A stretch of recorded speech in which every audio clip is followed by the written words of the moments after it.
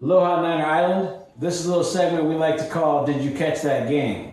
I get it. What we're going to be talking about, hey, none of that. Not yet. They don't know about that yet. What we're going to be doing is talking about our favorite game from last week. Now, obviously, the season hasn't started yet, so we're going to dive in and talk about one of our favorite games from last season. So, Mal, why don't you get us started? Tell us about your favorite game from last season. All right. So I'm going to take the conference playoff game last year against the Vikings. Good game. The Vikings are always a fun club to play, especially in recent years. A lot of backstory with Kirk Cousins and his connection with Kyle and the rumors of him coming to the Niners. You like that? So glad that we ended up with Jimmy instead. So the game itself, leading up to the game, the Vikings had to play the week before the wild card game against the Saints, only won by 2 field goals. We got to rest. So we got a chance to scheme, rest up, and really come in prepared for the game. And I think the final score showed that we were ready to play. Here you have the Vikings, heralded offense with, arguably a top 10 quarterback, top 5 running back in Dalvin Cook, really good receiving core with Adam Thielen and Stephon Diggs, really good tight end in Kyle Rudolph, and, of course, Minnesota's defense, and their front 7. I think every year they're in the top 5, at least the top 10. And so a lot of things to kind of be concerned about. We came in and we just wrecked shop, right? So looking at their offense, pretty anemic. On the rushing side, 10 rushes, 21 yards. We held Dalvin Cook to 18 yards on 9 rushes. Not at all indicative of what he was doing during the season to other teams leading up to that game. Kirk, we held him in check. 21 for 29, 172 yards, 1 TD, 1 interception. Went to my man Dickie Sherm, still doing his thing. But even take his passing yards, the 172. The touchdown that they got really was the result of a broken defensive play, bad technique, and ended up in 41-yard touchdown. So take those yards off, and the man is really looking at 140 yards, 130 yards of passing. So we really held them in check. And again, this is in the playoffs. It's when you're supposed to be meeting the best of the best at their best, right? And to the receiving core, Dalvin Cook, Stephon Diggs, he had 2 receptions for 57 yards. He had that 1 touchdown. 41 yards of that came from that, so really kind of inflated. And then Adam Thielen, he did his thing across the middle, 5 receptions for 50 yards. So we really kind of kept everything shut down. If we look at our offense now, okay? So really our offense kind of, and I hate to make comparisons, but kind of reminds me of a Bill Belichick coached team as far as week to week, they're going to scheme at what you're not good at. So it's really hard to know what you're going to see on any given Sunday, right? And so this particular Sunday, we meet up against the vaunted Minnesota front 7. And what do? We run the ball down their throats. 47 rushes, 186 yards, 2 TDs. The man mostly responsible for all that work, Tevin Coleman, 22 rushes, 105 yards, 2 TDs. And then we were able to even work in some more guys. Raheem Mostert, he got 12 rushes for 58 yards.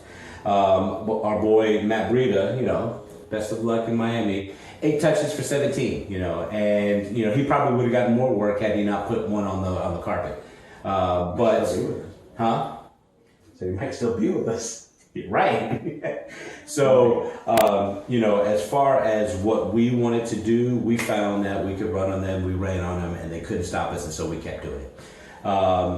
Jimmy G, he still kind of did his thing and managed, 11 for 19, 131, 1 touchdown. He did get a pick, and that went to Kendricks. But really that was, Kendricks himself as a linebacker, he's no slob. He's a top 5, linebacker in the league. And so that was a case of, a great defensive play that trumped a good offensive play. And that's going to happen at this level in the NFL. So, one great indicator that I love looking at is time of possession. 38 minutes for us to 21 minutes for them. that's a quarter and then some that we control the ball, and so, you do that, that's a recipe for success.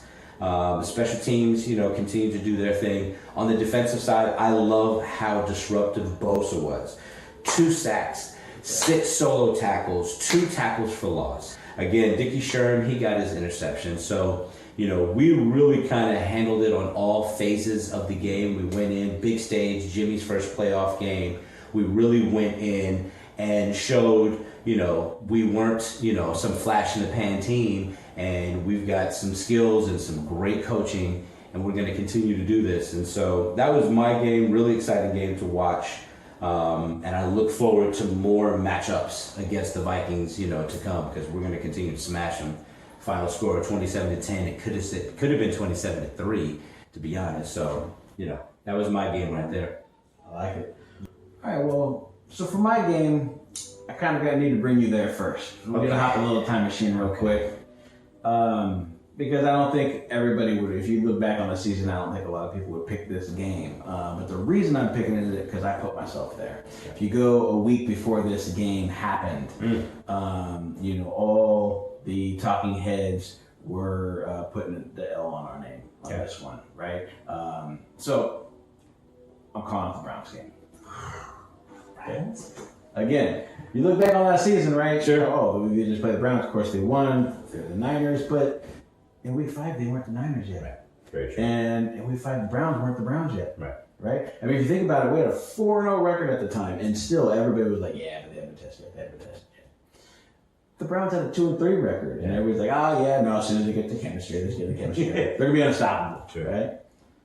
And it's funny how that worked out. Mm-hmm. Right? But even for me, I mean, think about it, leading up to that game as well, I mean, there was a little bit of even from a fan's point of view, buts, right? Like, we opened the season against the Bucks. They got a lot of talent, but but Winston turns the ball over a lot, and we, made that happen. Then we played the Bengals, and like people have been kind of, talking about Andy Dalton for a couple seasons now. They kind of, talk about that team as in transition possibly. You would think the Steelers would be our first real test, right? But then Big Ben goes down, so we're playing against a backup quarterback. Even though it's still a great team, there's a backup quarterback. So this is the first one where, again, on paper, like the offseason they just had, on paper they were, at that time considered a superior team. Like I said, most people were picking them to win that game. And on paper, they had every right to, and even though, I'm not a big, Baker believer, copyright pending. But he had a good. I got to give him credit. He had a good rookie season, and if he continued to play that way with the talent he had around him, we were really up for our first test. Yeah, it's one of those 1Fs too. You know me, like especially when I feel a certain way about a certain thing, and everybody's saying something else. That's also the big thing for me. We can't lose this game because then everybody's like, right? It was one of those things. But then I think my favorite thing about it. So that's the lead up to it. Right? For me, it's like going to a good movie and you leave just, kind of juice and you want to tell people about it. You need to go see this movie. It felt like that to me. I walked away from that game going, man, that's what the Niners could look like. Even though we were already playing good that season, that was our first, we shut them down on their offense. We were all over the field offensively. We were balanced. We looked great on both sides of the ball. 2 of the 3. We'll get to that in a minute. But I mean, look at it. So we held Baker to 8 of 22 for 100 yards and 2 interceptions. This was a real game during the season, not pre-season. That's dominating. He was running for his life. Chubb did his thing, right? He had a solid day. We kept him under 100, but he went 87 yards, 5.4 per touch. So the man did his job. Nothing there to hate on. But OBJ, right? All the talk of the offseason, right? Supposed to be the best wide receiver out there. A ton of people had him, connected to us, right? Both times, connected to us. And we held him to 2 catches for 27 yards. Shut him down. That's bogus. And what was the question of our offseason, right? Was our say, but they didn't do anything with their secondary, right? And then we shut the best wide receiver in football down. 2 catches, 27 yards. Myles Garrett kind of, did his thing. He got a sack. You got to give him credit. He got to the quarterback. Yeah. And one of his 2 tackles for the entire game was a sack. So. Yeah. But he did only get 2 tackles, so we did block the hell out of him, right? And it was one of those things, like even opening up, right? All that lead up, And the first play of the game, OBJ gets, trick play, 20-yard completion. I don't know about you, Joe Boo. You know nothing of Joe Boo. But that kind of had me a little nervous. But then we got the ball, and Matt Breida took the house on the first play. Cheater! Really, it was on from the bell, button to button. Jimmy was Jimmy. He went 20 to 29 for 181 yards, 2 touchdowns. Mm-hmm. We almost had 2 running backs run for 100 yards. Breida went 11 rushes for 114 yards and a touchdown, and he also caught a touchdown. Right? 10.4 yards per touch. Woo! And then Coleman, like I said, almost 2 with the century mark. Coleman had 97 yards. He was a couple yards away from 100 himself. He also ran one in, 6.1 yards per touch, right? I know we had a couple, I think Kittle carried one, Goodwin carried one for positive yards, like everybody was going. With 8 different receivers catch balls. That's distribution. Right? Yeah. I mean, it was just, like I said, well machine on both sides of the ball. Pressured them, didn't let them get off and do anything, and then we were almost 50-50. I mean, as a team, we rushed for 275 yards and 2 touchdowns. That's ridiculous. We forced 4 turnovers, 4 sacks, and 2 interceptions. One of K'Wan Williams doesn't get talked about enough. My That's man. going to change on this show. Too easy. He had an interception and a half a sack. Like, he's the most solid. He's the best nickel corner in the league, hands down. Agreed. Feel free to, okay. Agreed. I'm sure we'll hear something in the comments, but bring it. I love it. I mean, that was it. The only blemish on the game was, my boy was not good as gold that day. He was 1 for 4, but hey, by the time we got to the playoffs, the man came through. He did what he got to do. Did what he's always done, in his career. So we moved past that and made that happen.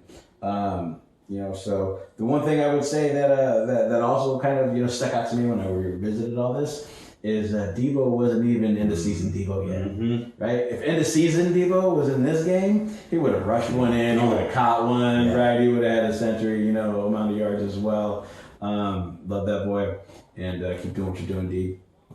And that's it. That's my game last season. Game.